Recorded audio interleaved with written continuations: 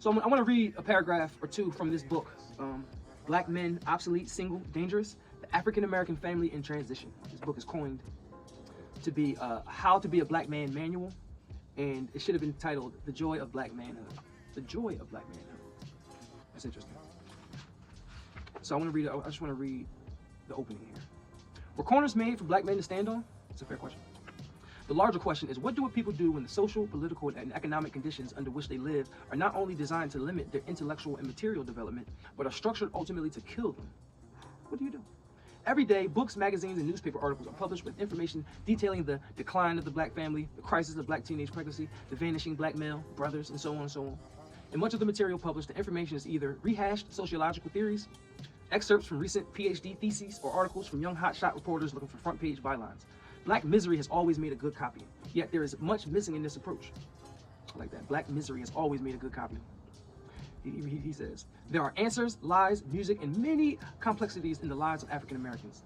However, the great majority of our people are not able to hear the survival songs.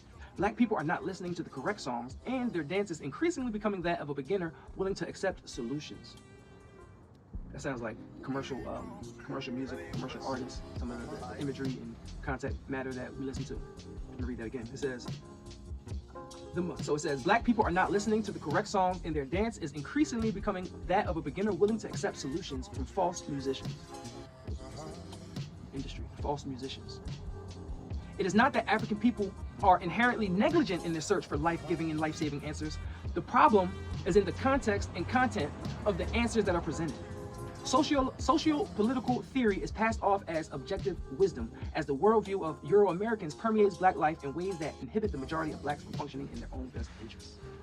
So like, instead of believing in yourself, going with what you know, you would rather go with what you were taught, or, you know, moving with who you told you were supposed to be, who they tell you that you are.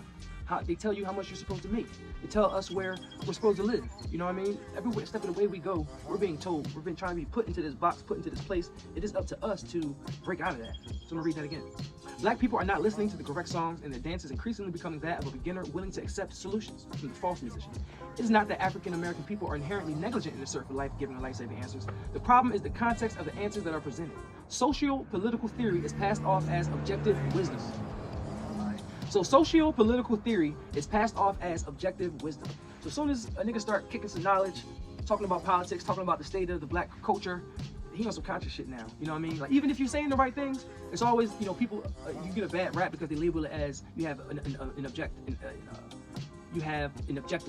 You know, it's not for the love, it's more for the objective. You know, and that's always had a negative connotation.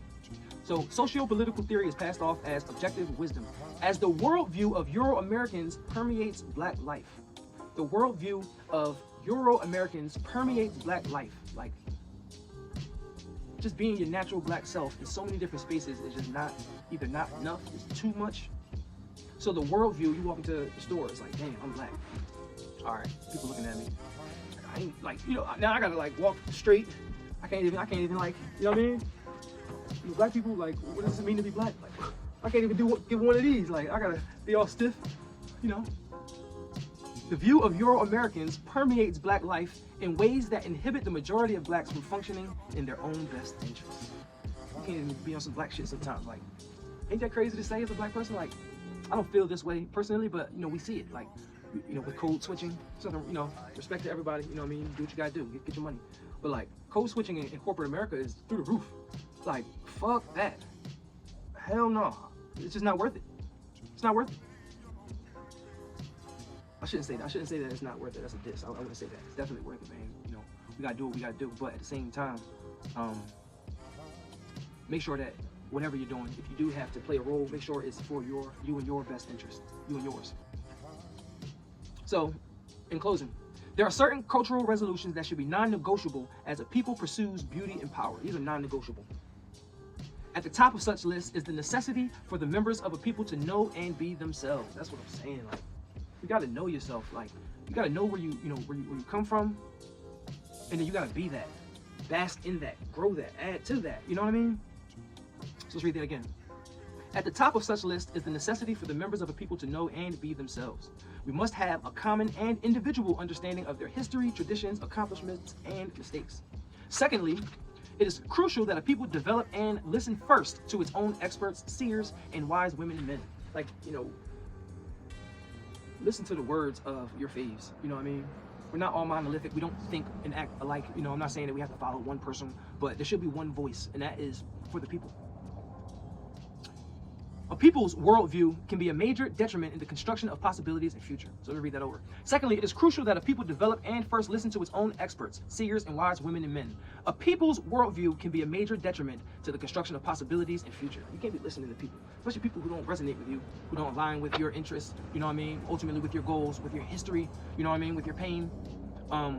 That's why they say it's not a color thing. A lot of times it's a socio-economic thing. Like, case in point, V Nasty out of Oakland, you know what I mean? Saying nigga out in Oakland. It's so ingrained in their culture, like she didn't know no better. But that's no here or there. Thirdly, in the construction of a future, a people needs as clearly as possible to define and understand its enemy. If we're on the same team, right? If we're on the same team, you know, we riding together, you know, and we're going up against an opposition, we have to understand who the enemy is. Who are the ops? What are the ops? You know what I mean? And we need to protect each other in that way. We got to understand who is on our team and who is the enemy. Finally, a people needs to develop its own workable worldview.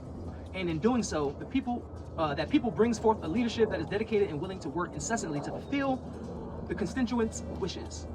African Americans at the national level do not have these cultural resolutions. I love that you say at the national level because, you know, fatherhood takes care of that. You know, strong families, strong individual black families help fight against that. You know, teaching ourselves, teaching our children our history, reminding them of who they are. I'm very, very particular how I talk to my kids. Like, I sometimes yell a lot. I'm very like upfront and abrasive in moments, but it's always positive. I try not to, you know, call them names. I try not to use name calling.